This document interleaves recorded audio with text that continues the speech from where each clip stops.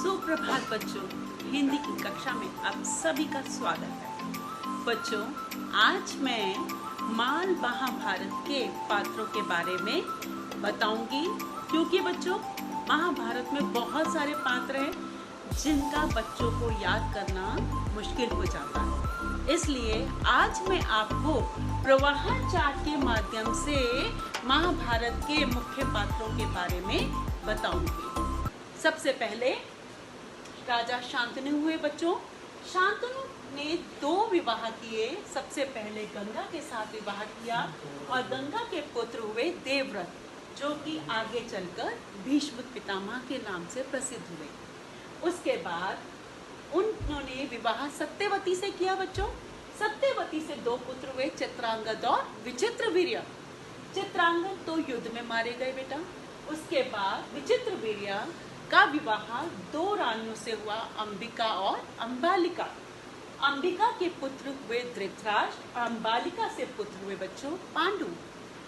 धृतराष्ट्र का विवाह गांधारी के साथ हुआ, गांधार नरेश की कन्या गांधारी के साथ।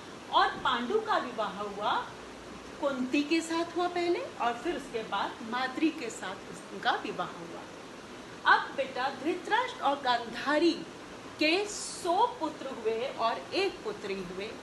100 पुत्र जो कि कौरव कहलाए और पांडु के जो पुत्र थे वे पांडव कहलाए।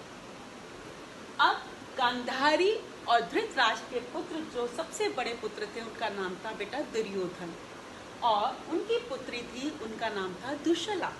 दुश्शला का विवाह जयद्रथ से हुआ और दुर्योधन का विवाह भानुमति अर्थात उनकी पत्नी भानुमति थी। अब इधर आइए बच्चों, कुंती से 3 पुत्र हुए बेटा, पांडु, और कुंती से 3 पुत्र हुए, युधिष्ठिर, भीम और अर्जुन। और जो पांडु का विवाह माद्री के साथ हुआ था, तो माद्री से उनके 2 पुत्र प्राप्त हुए, नकुल और सहदेव। अब बेटा अब 5 मिलके पांडव कहलाए और इनका विवाह इनसे हुआ द्रौपदी के साथ हुआ स्वयंवर के द्वारा। अब भीम का जो विवाह हुआ था बच्चों वो हुआ हिडिंबा के साथ। हिडिंबा का पुत्र हुआ घटोत्कच। अब अर्जुन का एक और विवाह हुआ सुभद्रा के साथ, जो कि श्री कृष्ण की बहन थी। अब उनके पुत्र हुए अभिमन्यु। अभिमन्यु का विवाह आगे चलकर उत्तरा के साथ हुआ और उत्तरा के पुत्र हुए परीक्षित। इस तरह से हमने आज पूरे महाभारत के मुख्य पात्रों के बारे में आसानी से याद कर लिया, आसानी से जान लिया, और मुझे आशा है कि आप सभी बच्चों को अच्छे से इन पात्रों के बारे में जानकारी प्राप्त हो गई। धन्यवाद।